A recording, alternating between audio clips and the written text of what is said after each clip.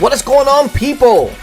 We actually had a bit of a fun Chalice, because sometimes, you know, you go into Chalice and it might be like a Baron, or sometimes it's literally like 3 people there. This time around, we actually had a pretty good challenge. Now, this started at a terrible time for us. I think it started around 4, maybe 5 a.m., somewhere around there, right? Like, really, for Chalice, a lot of people are probably not up to it, especially if you're in the US, etc., because you probably want to sleep at that time, right? Unless you're like me and you just don't sleep. So what we ended up doing was we kind of just made a shell, which we named EWC, and we just had a couple of guilds that are with us and just kind of join together to go ahead and do Chalice. Instead of running 2-3 different rallies, we just pretty much merged into one. And even so, this first rally, we only got 2.4 million in there. Now, I don't know what it is, but usually always that first rally never fills. It also doesn't help that these were like 2-minute rallies, so people were porting in as it was already done. So that definitely didn't help. But as you can tell, we were going up against FK and Hop. And the first one we actually lose, but we lose by literally nothing. And it was basically because we did not fill, unfortunately. Now, I went over to the Coalition Fort and I rallied it. And I noticed right away that there was nobody there with me. So I was like, okay, well, I'm going to rally it and I'm going to take it. But I was expecting at least somebody to rally with me, but I guess not. Either way, we went ahead and relaunched. This time we actually do fill and knock them out. And as soon as we do, we have Himeji Joe. I might have butchered that name, but either way, they're coming at us. Now, I took a look at his gear and I was like, even with 2.8, considering Wiko is full mythic champ, all stars, etc., we should be able to hold even then. And we sure enough do. So, okay, already we started pretty rough, but looks like we're kind of getting ahead of schedule now, right? There is no competition in my fort, so I can freely just worry about refilling the forts, etc., instead of focusing on my fort. But one thing that I didn't notice at the time was that we didn't really have other rally leads in the other forts. And this was not one of those that the other forts are kind of like meh, like defense or whatever. No, there were 2 attack forts. I believe it was cavalry and infantry, which is huge because if you have both, you're basically getting 300% attack in infantry and cavalry. Like, that's pretty important. So that will come into play. Now, of course, since I had nobody here to contest me, I just go ahead and go into the Coalition Fort and pretty much lock it up right as it hits. I still don't agree with the 1-minute timer for it to lock down for 5 minutes, because if you get hit out or you hit somebody out, etc., they have no shot of at least trying to rally it back, right? So if the shortest rally you can do is 2 minutes, but these forts locking 1 minute, it literally doesn't make any sense unless you have multiple guilds. And like, come on. I just think that they should at least put the timer to 2 minutes, at least, right? But either way, here comes Artist with another rally onto Wiko. And at this point, we've had a little bit of time to actually like refill, etc. So we were a little bit better prepared on this one. And we were able to hold it on that one. There we go. Now, when I saw there, right, FK and Hop were locking in forts, I was like, wait a minute. Did we have nobody at all in these forts? So that's when I started asking, okay, where are we with these other forts? We need to assign some leads in there because we're holding okay for now. But if these guilds have that 300% boost to infantry and cav, etc., even if we do have an advantage, that kind of make our advantage about neutral. So if we can take those forts over as well, it'll pretty much end this whole thing. Now, Himeji tries it again, didn't work out for them. We still have 2.5, so we were still holding out pretty well. And at this point, we were already like 10-15 minutes into the fort, so we were looking okay. And like I said, since I had absolutely no one rallying my fort, I was able to just freely take my troops out, refill, heal without too much pressure on checking on too many things. And then of course the next step from here is to try to lock up these other forts, because that's where the real fight is going to be. So here we go, we got another rally walking on us.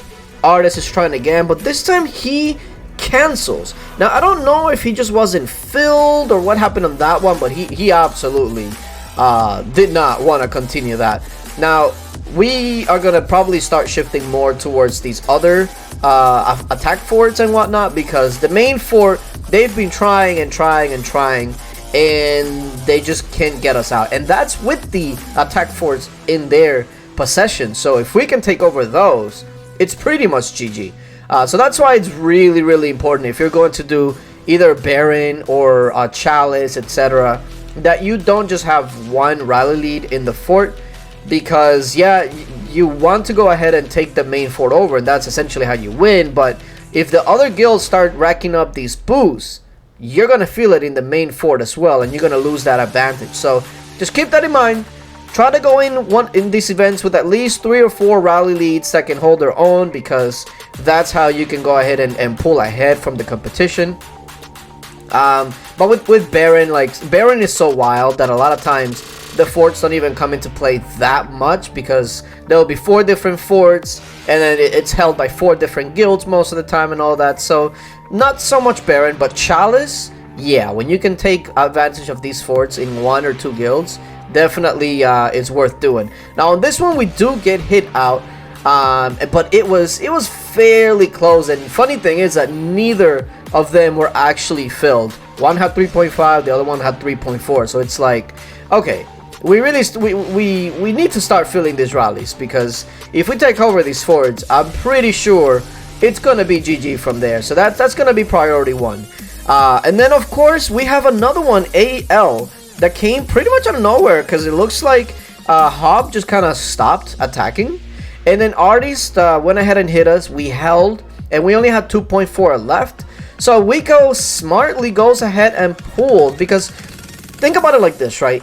A lot of people, after taking one hit and seeing another one coming, what they'll do is they'll stay in and see if they can take another. But in this case, there was absolutely no reason to. We had already been in the main fort for most of the time that we've already been in there, and these rallies only take 2 minutes to reset. So Wiko already knew that I can pull and not take this 4 million rally against 2.4, and then get the fort right back in 2 minutes either way.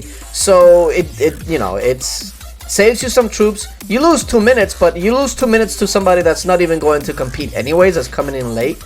So at the end of the day, it doesn't really hurt us. Whereas taking that rally might not have been the greatest, and also you risk getting capped, which is not something you want to do, especially if that's something that you're going for. So again, we filled the rally back up. Now in this case, we actually have 4.3, because remember, I had the max coalition fort, and they did not want to take that rally. So now we can go ahead and freely go in there, and then Artist is going to go ahead and attack us. But remember, now we have the 4.3, the full rally. We have some of these forts, not all yet, but that's gonna be the plan.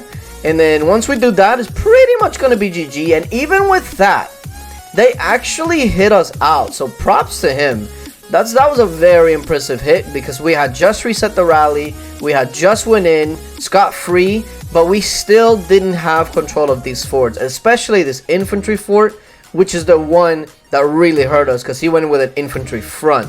So smart of him to go on an infantry front where you have a 300% boost. And then of course the main objective here is just taking over the infantry fort, because the other ones we did have locked down.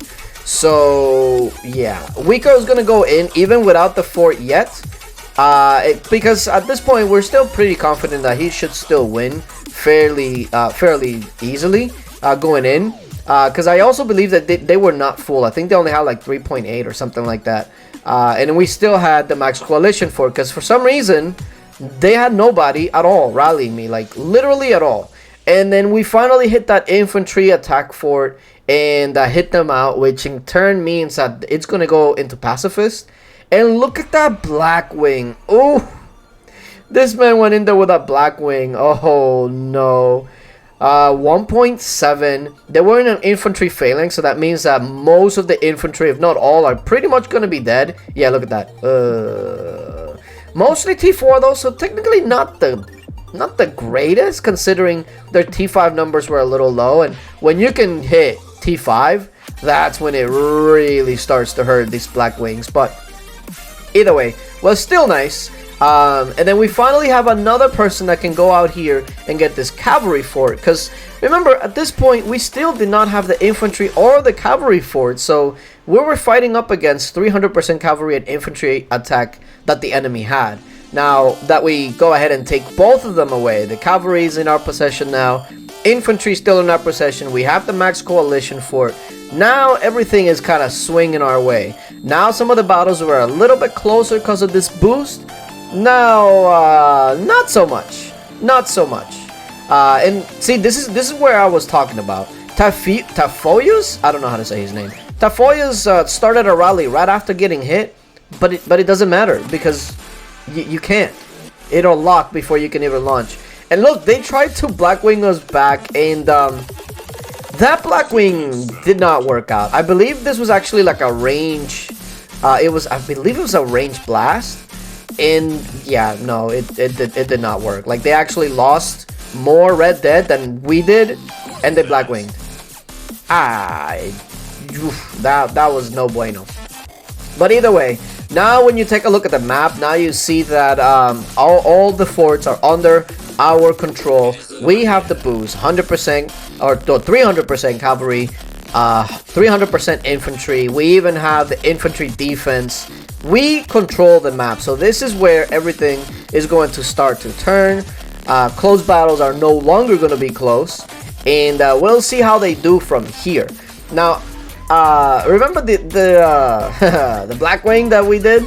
Well, looks like Relax didn't take that well, and he Blackwinged us back. Now, granted, this one was way better than the last one that they did, but they still fell. So if you Blackwing and you fail, it doesn't look as good as if you Blackwing and you win and burn them out. So, yeah. At least this time, though, it was fairly decent. But they still did not hit us out. So, after this, they just kind of stopped. I guess they kind of realized that without the forts, they were not going to really stand too much of a chance. And the battle was pretty much over from there. So, I'll go ahead and go over all of the hits that we had here.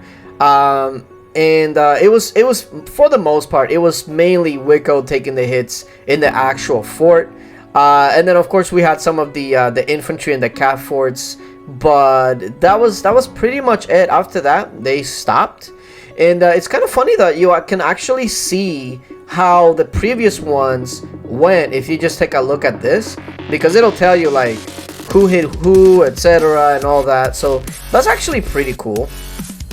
I actually enjoy watching some of these like competitive chalices, especially when it's actually fun and you can see quite a few guilds going for it, not the dead ones.